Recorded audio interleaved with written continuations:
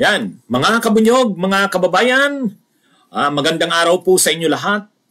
Sa ngayon, mga kabunyog, ang ating topic ngayon, itong tungkol sa controversial na 450 billion pesos na unprogrammed funds. Ngayon, itong 450 billion na pesos na unprogrammed funds, controversial ito noong nakaraang pang-araw. Pinapaliwanag ito ni Senator Coco Pimentel. Kaya lang hindi tulad nung na-generate na attention ng tao, mga kabunyog, doon sa confidential funds ni Sara Duterte. Dito hindi gaano. Parang hindi masyadong nagkaka-interest. Unang-una kasi, siguro patapos na yung taon. At saka, syempre, mas busy na ang tao sa Kapaskuhan. Ngayon pa naman ito pinag-usapan. Ngayon ito ginawa ng Kongreso, kaya hindi na masyadong napansin. Yung mabusising mata ni Coco Pimentel ang nag-raise nito. Sabi ni Senator Coco Pimentel, ang budget ng 2024 pipirmahan ni Marcos Jr. ay unconstitutional. Diniscuss ko na ito, mga kabunyog, nung isang araw. Bakit unconstitutional? Kasi yung prinopose na budget ay 5.7 trillion pesos. Tapos yun yung tinalakay sa Kamara, sa Senado, yun yung diniscuss, yung 5.7 trillion. Pero alam naman natin, mga kabunyog, ang budget process. Yung paggawa ng batas ng budget. Yung kapag matapos madiscuss sa Kamara at makalusot ito doon, tapos i-discuss naman sa Senado at makalusot ito doon, yung mga pagkakaiba-iba ng version, iti-trash out yan, aayusin yan ng tinatawag na Bicameral Conference Committee. Kumbaga, may small group, may maliit na body, grupo, na may representative ang mga senador, may representative ang Kamara, sila na lang yung magmi-meeting. Ang tawag po doon BICAM.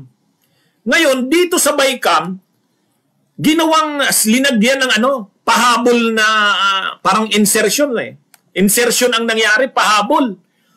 Alam nyo kung magkano yung pinahabol? Unprogrammed funds, 450 billion pesos. Kaya sabi ni Coco Pimentel, kapag idinagdag mo yung 450 billion doon sa 5.7 trillion, lalampas na ng 6 trillion ang budget sa 2024. So sabi ni Coco Pimentel, bawal sa Constitution yan. Kasi under sa ating budget process, ang nagpo-propose ng budget ay ang executive. Ang nagpe-prepare niyan, Department of Budget and Management. Ang nagbubusisi niyan, legislative. Pero ang legislative, hindi niya pwedeng dagdagan ang budget. Pwede niya na lang i-maintain ito. Kung 5.7 trillion, 5.7 trillion. O kaya bawasan. Pero hindi pwedeng magdagdag ang Kongreso. Hindi niya pwedeng lakihan yung budget. So sabi ni Coco Pimentel, sa ginawang ito ng BICAM, yung maliit na grupo na yon na binuo, yung ginawa ng BICAM, siningitan doon, pinahabulan ng 450 billion pesos. At para saan yon? Unprogrammed funds ang tawag. Unprogrammed. Parang ang nangyari sa unprogrammed, parang may 450 billion dyan. Kung makaraise tayo ng pondo, gagamitin yung 450 billion. Kung hindi naman, hindi.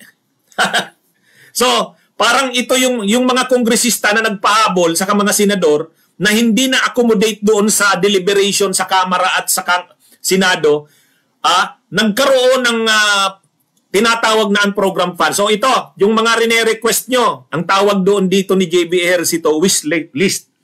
Yung mga pahabol ng mga kongresista at senador na hindi na pagbigyan doon sa line item budget, hindi na isama doon sa line item budget na diniscuss ng Kamara at sa Senado, nagbuo ngayon ng tinatawag na unprogrammed funds na 450 billion. Nandun yung mga pahabol ng mga senador at kongresista. Laki naman na pahabol na yan. Ang laki ng pahabol. Kaya nung tinatanong na itong si JB Ejercito, hindi naman si JB Ejercito ang salarin dyan, mga kabunyog. Kasi ang Senate chairperson ng Committee on Finance, si Angara. Pero siyempre, alam ni JBRC itong nangyari, kaya tinanong siya. Tinanong siya ng media, ano po ba itong 450 billion unprogrammed funds? Alam nyo, pag napanood nyo itong ipapakita ko sa inyo, grabe ang ginagawa ng mga mambabatas natin, kapwa sa Kamara at sa Senado. Bastusan mga kabunyog, garapalan ha. Garapalan. Kahit si JBRC hindi niya kayang ipaliwanag kung para saan yun eh. Sabi ni JBRC wishlist na lang yan. Ibig sabihin pahabol. Kasi may mga requests ang mga kongresista at mga senador na hindi napagbigyan doon sa line item budget. Dahil hindi sila napabigyan doon, dito na inihabol yan sa 450 billion pesos unprogrammed funds. Wow! Ganun ba yon? Pwede ba yon na basta na lang maghahabol ng 450 billion pesos tapos tatawagin unprogrammed funds? Habang nagpapaliwanag si Ejercito, kahit siya, si JBRC kahit siya, hindi niya kabisado kung ano yan eh. Sa totoo lang, panuorin yung mga kabunyog, nangangamuti sa paliwanag si JBRC Hindi niya maintindihan kung ano ba yun eh. Ang sinasabi niya lang, pahabol na lang yan. At saka wishlist daw yan ng mga kongresista at senador, doon linagay. Ang tindi mga kabunyog. Kaya lang, hindi na tayo nakapag-ingay tungkol dito kasi kapaskuhan na eh. Pangalawa, isiningit na nga lang ito, pahabol na lang. Sa bicameral conference na lang ito hinabol eh. Hindi ito yung napapanood natin doon sa mga deliberation sa Senado at sa Kamara eh. Doon nakita natin. Dito kasi yung small group na lang, sikreto na yon. Buti na lang, in-expose ito ni Coco Pimentel eh. Kaya sabi ni Coco Pimentel kay Marcos Jr., i-veto mo itong unprogrammed funds. Huwag mong aprubahan itong item na to, itong 450 billion pesos. Pwede namang aprubahan ni Marcos yung budget, i-veto niya itong portion na to, pero hindi. Sabi ni Marcos, tuloy yan. So ibig sabihin, kung hindi yan i-veto ni Marcos, mukhang pati siya sangkot yan, ibig sabihin, alam niya kung para saan yan. Anyway mga kabunyog, panuorin nyo to. As member ng BICAM panel, ano ho yung information ninyo? Nagkaroon ba ng consultation yung BICAM panel sa executive bago nila itinaas yung dinagdagan ng 450 billion yung unprogrammed appropriations? Well, there'll always be program funds, no? Meron naman talaga yan. As long as funds are available, it will be used for projects, no? Na, kumbaga, wala doon sa appropriations. But, siguro, usapan nila, hindi ko lang alam kung saan ialap. Linawin ko lang po, yung unprogrammed, naka-itemize naman siya. Hindi po siya parang pork barrel na parang, ito 400 billion for anything. I think from what I know, it's itemized also. No? Meron kayong mga wish list na mga nakita because, for example, mga legislator, nag-iikot din tayo, may mga request sa ibang provinces, but it's not part of the NEP. We write the Committee on Finance na sana malagyan ng funding, but ano na yun? Hindi naman suntok sa ban, pero we're hoping that there will be excess funds dito sa program funds so that it will be funded. Sen, bakit po hindi na ipasok to during the committee hearings as individual or even institutional insertions po ng mga taga-House or taga-Senate? Well, kasi naman meron tayong mga ano doon eh. Siguro hindi na, yun yung mga hindi na kumasya, no? Because the House will have their own pie, we will have our Senate's own pie na ilalagay institutional amendments. So, siyempre sa dami rin ng ano, hindi naman ma-accommodate lahat. So, some will be, yun nga, may ilalagay sa unprogrammed funds. Yung mga that will not be accommodated in the final line item in the budget, no? Line item. So, yun nga lang, ano na yun? Wish list na yun. So, hoping that there will be enough unprogrammed funds by the end of the year to be able to fund these projects that are listed in the unprogrammed funds.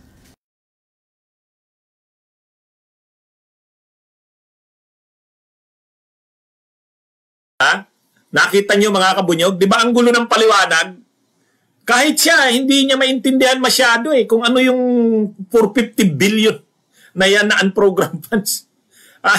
Mga kabunyog, kaya lang sa totoo lang, hindi na natin to masyadong napag-usapan Kasi nga, Pasko na. Pangalawa, hindi yan yung napanood natin na live na mga deliberation sa Kamara at sa Senado Isiningit ito sa ano na lang, sa bicameral conference na lang. Sabi ni Marilu Pabian, so uutangin din yan, attorney. Yes, tama kayo, kabunyog Marilu Pabian. Kaya kaya inilagay sa program funds kasi hoping na mapupunduhan.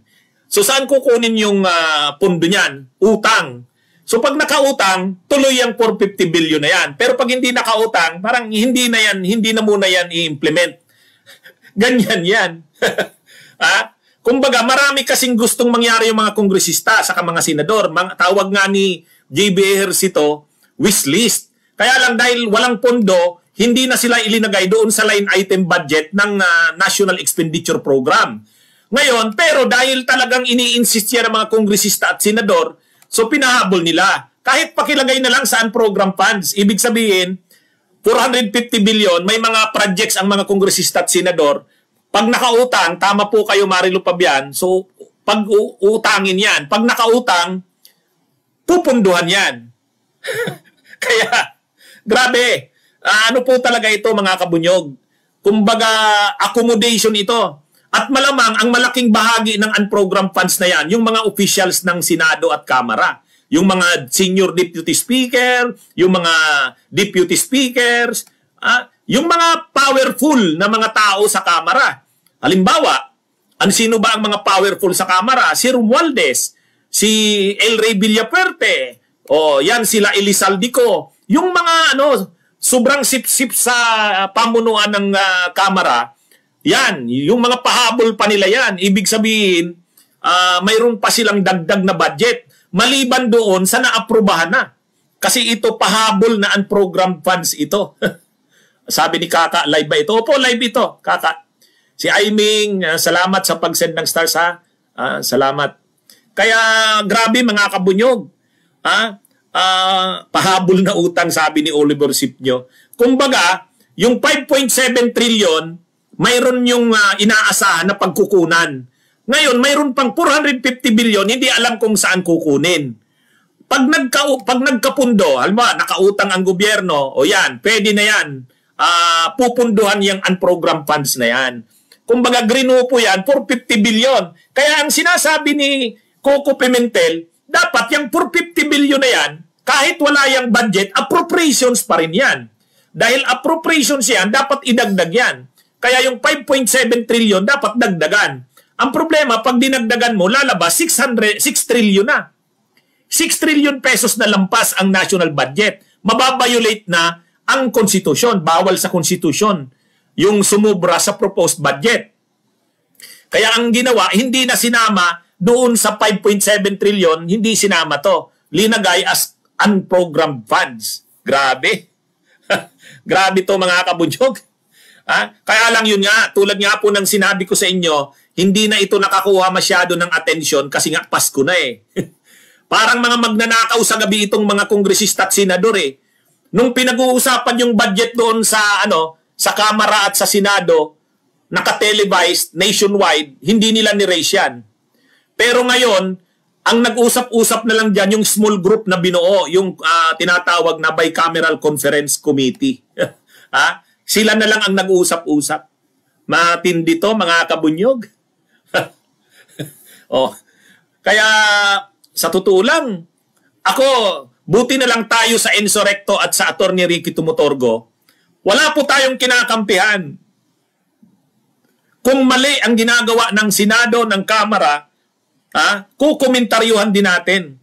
Kasi maraming nagsasabi dyan, yung mga DDS at Makasara, hoy, insurrecto, Attorney Tumutorgo, ano kayata, vlogger ka ni Tambaluslos, vlogger kayata ni Romualdez, hindi nila alam, wala tayong ganun. Wala tayong sinasanto dito. Kung mali, mali, kung tama, tama, dun tayo.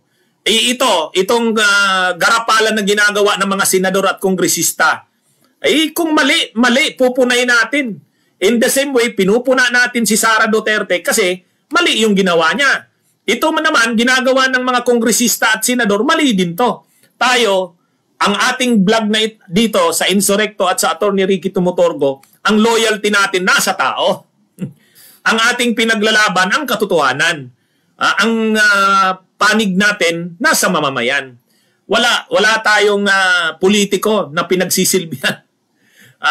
ito pong ating vlog, sa katotohanan lang tayo at sa tama.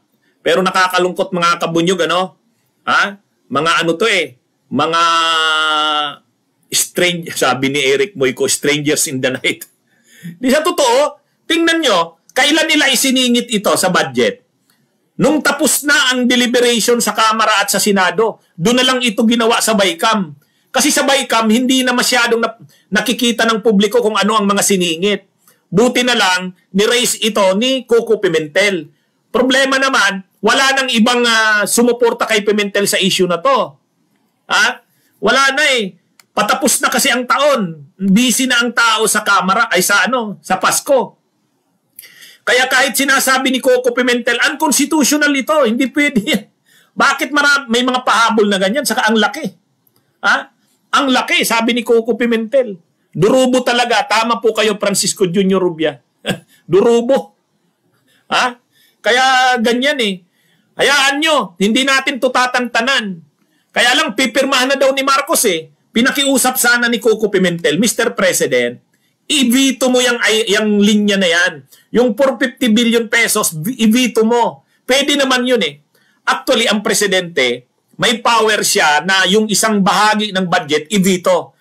Hindi ibig sabihin na binito niya yung 450 billion o inano niya yan. Ang ibig sabihin ng binito, hindi niya yan inaprobahan. Ano yan? Kill yan, kill. Pwedeng gawin niya ni Marcos Nasa kanya yan. At walang magagawa ang Senado doon at saka ang Kamara. Kung gustong ibalik yan ng Kamara at ng Senado, ay magsesesyon sila. 2/3 na yata ang kailangan dyan. So ang dito, 2/3 na boto, mahihirapan silang maibalik yan kapag binito yan ng presidente. Pero dapat sana binito yan ni Marcos Kaya lang, the fact na hindi binito yan ni Marcos, yung 450 billion na yan na program funds, ibig sabihin, alam niya yan. Alam niya yan. Malamang mayroon pa siya dyan. Alam niyo mga kabunyog, dito kasi sa atin, kapag nakikiusap ang mga senador at kongresista sa speaker at sa Senate President, hinahabol yan. Ina-accommodate yan. May kapalit yan. Kung anong pinagawa ni Senate President at ng speaker, sa mga kongresista at senador, mga nakiusap niyan. Accommodation lahat yan Yan ang problema mga kabunyog ng bansa natin. Pero sana sa susunod, kung ang bunyog nakaupo na sa party list sa Kongreso, ay mas maganda mga kabunyog, mas mayroon tayong dagdag na mata, mas mayroon tayong dagdag na tainga sa Kamara. Hindi na lang Makabayan Black, hindi na lang sila Ed Silagman ng Liberal Party. Kailangang madagdagan ang oposisyon sa Kamara mga kabunyog, para na-i-expose natin ang lahat ng ito. Para kung naririnig nyo man tayo ang nagsasalita tungkol dito, hindi na lang sa social media, kundi pati sa Kamara. Shout out kay Porping Pernia. Okay, sige mga kabunyog, magandang araw sa inyong lahat. Mabuhay po tayo. Bunyog, bunyog, halikan na kasama ka.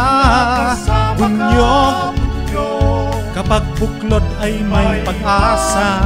Luzon, Visayas, Mindanao, isa ang pananaw. Sa bagong Pilipinas ang bunyog isisigaw.